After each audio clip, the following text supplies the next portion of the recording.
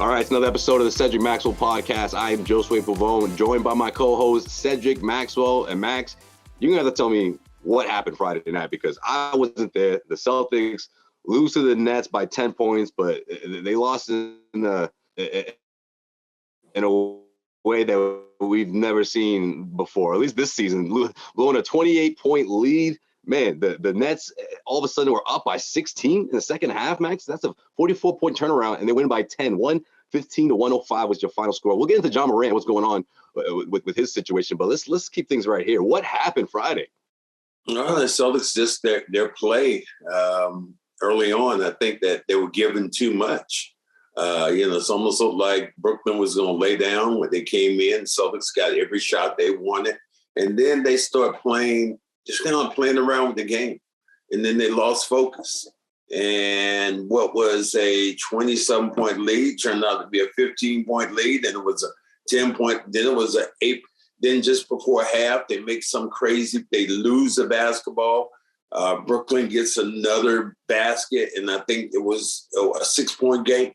So with that, it just started to fluctuate. It started getting worse, and I think this may be one of the first time you could see a crack in their armor, really.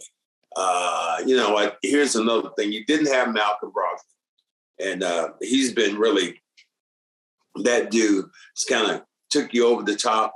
But Derek White played well.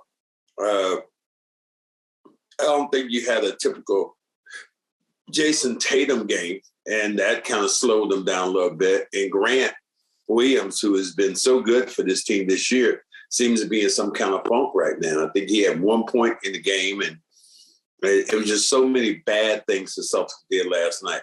When they are playing at their top of their game, there's not a team in the league I think can beat them. But when they play down to the level of the competition, I've said this many times before, they lose basketball games. Do they get bored? Is that the case where they backing up to 3 too early the shot clock? I mean, you tell me, because that's typically the criteria. I think things came too easy for them early on. I think they were up 28-5, and Brooklyn couldn't make a shot, and it just seemed like everything was going. Then Grant came. I think it was Brown came down, and Robert Williams was behind him. He didn't go for the layup, but he threw the ball off the glass.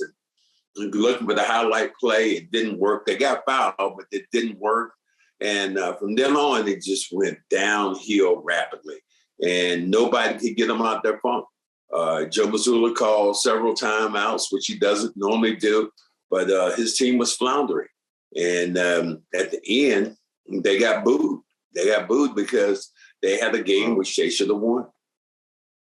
Yeah, now they're facing a back-to-back at home and away, and that's not going to be easy, right, against the New York Knicks, a team that beat you on their own floor last week, and they're still feeling themselves, right?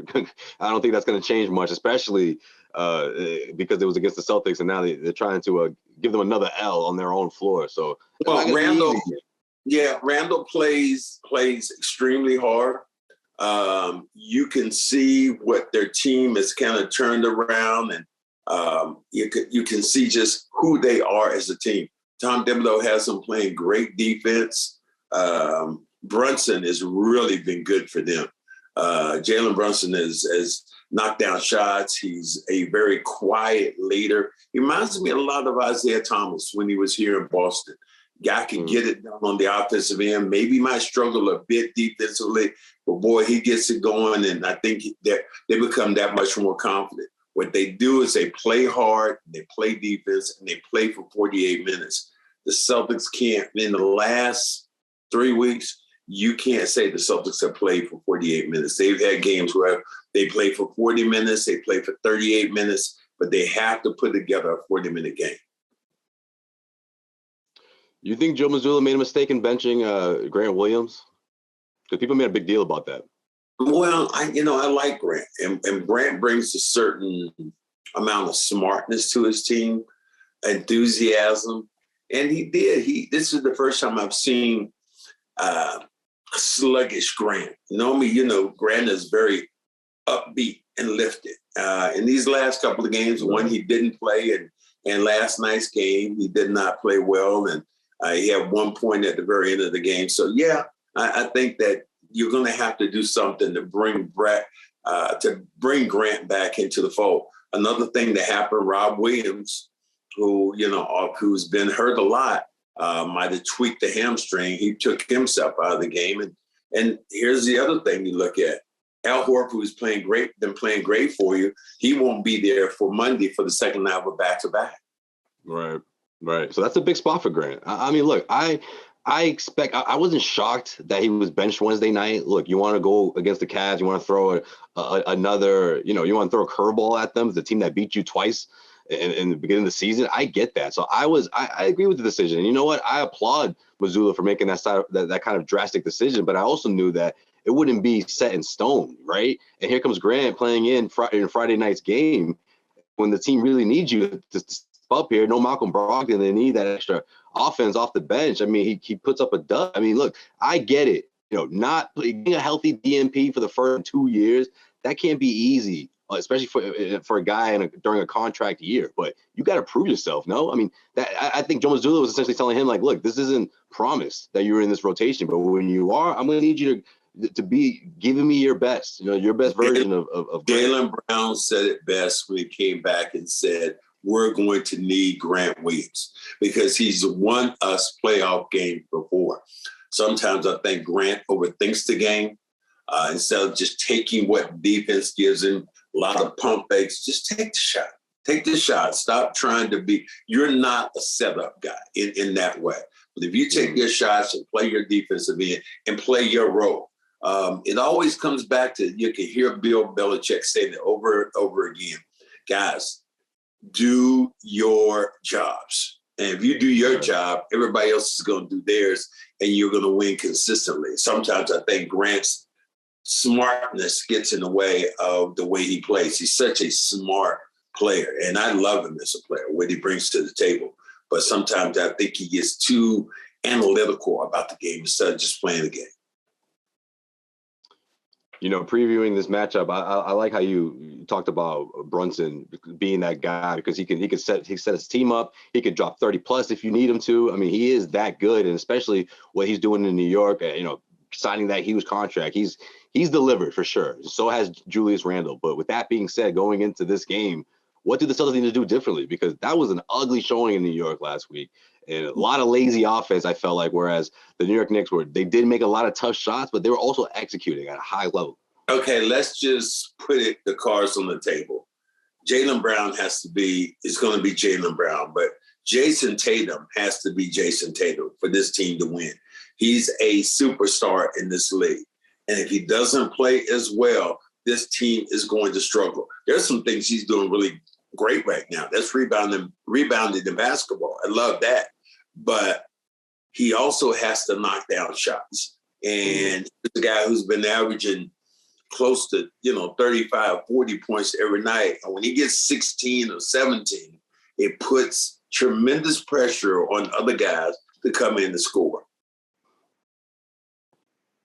Yeah, question. And especially when you have it, you force the issue, which I applaud him for trying to set guys up and getting teammates involved. I mean, that's a part of his game. He's elevated.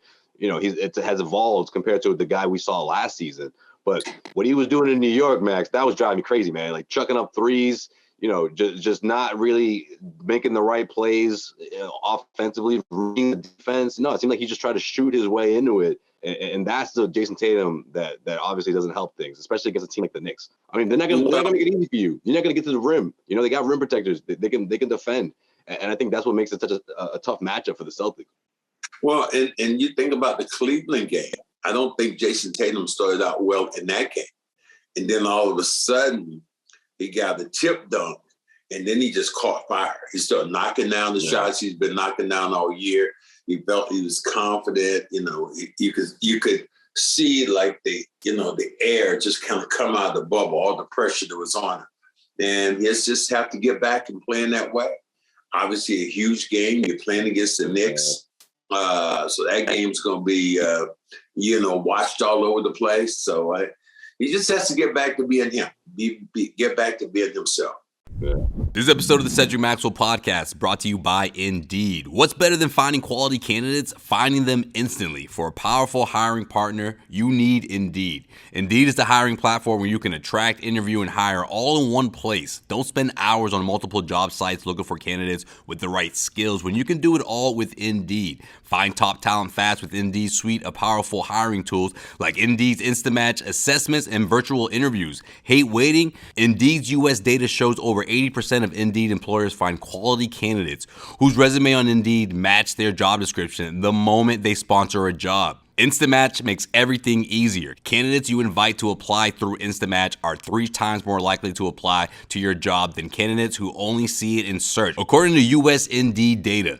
With Instant Match, as soon as you sponsor a post, you get a short list of quality candidates whose resume on Indeed match your job description, and you can invite them to apply right away. Indeed does the hard work for you. Sponsor a job, and boom, Instant Match shows you candidates whose resume on Indeed fit your job description immediately after you post. With Instant Match, you can start hiring fast.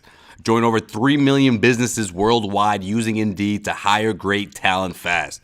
Indeed knows that you're growing your own business. You have to make every dollar count. That's why with Indeed, you only pay for quality applications that match your must-have job requirements. Indeed knows hiring needs to be cost-effective when you're running your own business. Indeed knows that you're doing everything for your company. You can't afford overspending on hiring. Visit Indeed.com/Maxwell to start hiring today. Just go to Indeed.com/Maxwell. That's Indeed.com/Maxwell. Terms and conditions apply. Cost per application pricing not available for everyone. Need to hire? You need Indeed. Yeah, I can't wait to see what they look like, because these are the two teams that maybe at the beginning of the season people weren't had as tough matchups for the Celtics, but now at this point in the season, I mean, these are the two teams that can give you a really tough best of 7 series that aren't named the Milwaukee Bucks, right? Who are thriving right now in a big way. So, man, I'm just what Donovan Mitchell, the way he's played and what he can do, he showed a lot the other day. You like Donovan, Max? No, You're the only one, actually. Before the season started, you were like, look out for Cleveland. All right, this dude, this new situation, they're going to be a problem for the Celtics. Why so many people didn't get on that bandwagon? The kid is dynamic. Yeah. He was a great player in Utah, but he wasn't, and he was surrounded by some good players. But now I think they're more complementary towards the skill, because when you have those 2 shot blockers in the back, Mobley being back there blocking Allen, blocking shots. Defensively, he can get up and gamble a little bit more. So, and then he has the ultimate green light. He can shoot with range. He's strong enough and big enough to take the ball towards the hole. So he's a hell of a man. He's a nightmare for whoever matches up with him during the playoffs. He's gonna be a nightmare. Yeah, they're gonna need someone like Jalen to step up, man. I like what I saw from Jalen Wednesday night, especially in the first half, but it's got to be for all 4 quarters, in terms of being aggressive, attacking the rim, picking up what the defense is putting down and doing it in a way that just you're relentless. I mean, I think that's the kind of Jalen, that's the version of Jalen that this team really needs now. And man, Friday night, I was my buddy Tim got married. Tim and Andrea, the O'Sheas, congratulations. And when I found out what happened against the Nets, I was like, whoa, 44-point swing. Like, which version of this team is going to show up on this back-to-back? Here's what you don't want, Tim. Don't invite John Morant to your wedding, okay? Just don't do that unless he has to walk through a metal detector. I mean, the things that, just moving a little bit forward. We're going to talk about John Morant. John Morant he's the face of the NBA. He's one of the faces. And for him to be acting, let me just get the words right so we'll all know. For him to be acting ghetto fabulous, that just ain't the way. That ain't the way to play. That ain't in this league. It's not. You waving a gun in a strip joint, smacking around a teenager. Showing like you got a gun on the. Mimicking like you got a gun on the sideline. I mean, dude, you're gonna have to grow up and leave all those trivial people leave those people behind you. You know, everybody can't. I was reading something, and I want to say, who was it? Cannot think who it was, but he was just making a point of saying that people you grow up with, that eventually when your rocket ship takes off, they can't go at that altitude. So you got to leave those people behind. And if you're going to leave those people behind, then good things are going to happen for you. But if you try to take some of those people up with you and they're not prepared, they're going to destroy what you have. And John Morant, was a huge year. You got a signature shoe. The NBA has promoted all your games. You've been fantastic as a player, but now all of a sudden you're acting like a knucklehead, man. You cannot act like a ghetto knucklehead. You can't do that and then expect yourself to survive in this league. And that's the part of this whole thing that surprises me, that it's all of a sudden. I mean, unless this was happening throughout his entire career and it's just getting to a boiling point now, and we're just now hearing about it. Where's this coming from, Max? I mean, this is such a talented player. The week, you talk about his new shoe deal. The week Powerade starts its new campaign and makes him the spokesman is the same week where this type of behavior is costing him games now. Come on, Josue. Come on, Josue. You know you don't just all of a sudden become that. That's already innate. That's in you. You might have covered it up, but that was in you. You know, the gun waving, the strip. Yeah, is this a new crew, Max? Is this are these day one friends? Like who are we talking about here? I mean, and why is I don't know. Why is it reached this point? I don't even know who they are, and here's the big thing: he shouldn't know who they are anymore. This is, he has a father there that has to start acting like a father, not his boy. We gonna hang out and run these hoes. We gonna do that. No, you can't. As a father, you can't do that. You can't condone that shit. Come on, man. You can't live vicariously through your son. You're on a whole nother plane. You gotta act like his dad right now. And if you're his dad, you pull him to the side and say, son, this is what you can't do. You cannot do. And I can't put myself in the position, being on the sideline and, looking like Usher and I want to get part of the glory and all this stuff. Dude, come on, man. Be the dude's dad, man. Be his dad now. He needs his dad. He needs that strong black man to step up in his face and say, son, you can't do that. You cannot continue on this path of destruction because eventually it's going to get you. You can't go into you can't go into the strip clubs, man. You can't do that no more.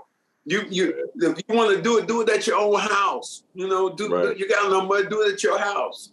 Be in the privacy of your house. You can't do because Max now it's costing him a lead. Here's an example. Here's an example of a person you think about. You think about LeBron James, how he's acted over his career. For the most part, LeBron James has had a fantastic life, and I'm sure he's done a lot of things. But what he does more better than anybody I've seen, maybe in the history of the NBA, he does it behind closed doors. We don't know what he's doing. I'm sure he has to be doing something, but what we know, there's a why's he got to be doing something, Max? What? Come on, you can't just be a squeaky clean guy. You got to be doing something. Just wait. You have never been naive about stuff. And normally you're the first person, the conspiracy dude already. So you think LeBron has been... I mean, there's levels to something. Squeaky. Do you feel LeBron has been squeaky clean? Is that what you're saying? There's levels to something, though, right? I mean, I get what you're saying. I'll ask you that again. Do you think LeBron James has been squeaky clean? His image has been. That isn't what I asked you. I said, do you think that he's been squeaky clean? In his 20-year career, Max, I'm going to say no. Maybe something. Okay. There, but there's a reason behind it. Because I talked to some people who were in Cleveland, when he was rolling in Cleveland. I said, how does he keep from being in trouble? They said he is surrounded by great people. We put a security team around him. The friends that he has, they understand what level he's going to go to. Wasn't Rich Paul is his best buddy? Rich Paul wasn't involved in basketball, but he was one of his best friends. Now became an agent. Now he's a power broker. Isn't he? Max, he met him at an airport, and they just became friends, and that's how the whole thing started. Isn't he dating Estelle right now? One of the best. Estelle, whatever her name is, Adele. Estelle's another singer, but no, this is Adele. Well, isn't he dating her? I mean, geez, come on, man. And no one knew about that, Max. Like, that's a great example of how low key that was, how that was under the radar. Nobody knew until they finally made public appearances, and they've been dating for years. So yeah, that's a great point. I mean, but you know how to keep things under wraps. That's one of LeBron's dudes. That LeBron took up the ladder, and you can't take everybody up the ladder. He took that dude up the ladder with him, and he's produced. Yeah, absolutely. John Morant has to clean house. That's what he has to do. He has to clean house, starting at his own house. Yeah, because Max, now it's costing him games. It's cost him at least 2. The NBA announced Saturday afternoon that he will be, Memphis Grizzlies rather, announced they will be doing their investigation and that he will miss at least 2 games, not because of the report or what happened or allegedly happened between a 17-year-old kid after a pickup game between Ja and the 17-year-old kid, whereas the report saying he slapped this kid around a couple of times, flashed a gun and all that. No. This is because he went live on IG and was flashing pieces on IG on his own personal account. But just what are you doing? And that's him, Max. You can't deny that. I mean, the video's there. What are you doing playing against a 17-year-old kid? What are you getting out of that?